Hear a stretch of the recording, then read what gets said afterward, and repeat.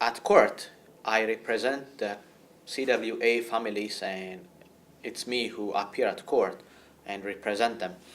And the court that I go to is the Federal First Instance Court, which is accountable to the federal government in Addis Ababa. The Federal First Instance Court basically needs the support letter or the positive recommendation of Ministry of Women's Affairs for every particular case.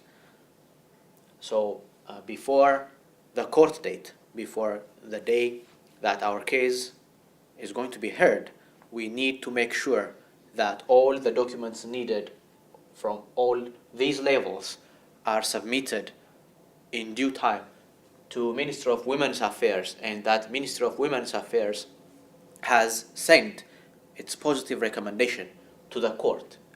So on the court date, the court would check if any letter has come from Ministry of Women's Affairs, and also would ask some questions to make sure that a certain child is adoptable, and also to make sure that the biological parents of that child are aware of the consequences of adoption and that they are willing to go through the process. So in cases where there are biological parents alive, the court would require the biological parents to come to court, and they would express their consent for the adoption.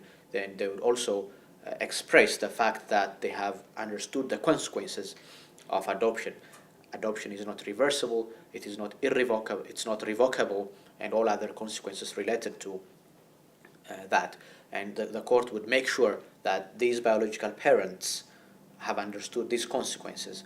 And then if the parents have expressed their consent, and if MOA is agreeing to the adoption of a certain child, then the court would approve the adoption.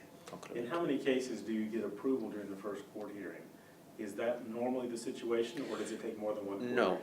A good number of our cases do not get approved on the very first court date. Now, let me tell you something. CWA has never had its petitions denied since it has worked since the time CWA worked in Ethiopia. All of our petitions have been granted. All of our adoptions, all of the contract of adoptions that we make representing the families have been approved earlier or later. But in a good number of cases, we would face a number of adjournments.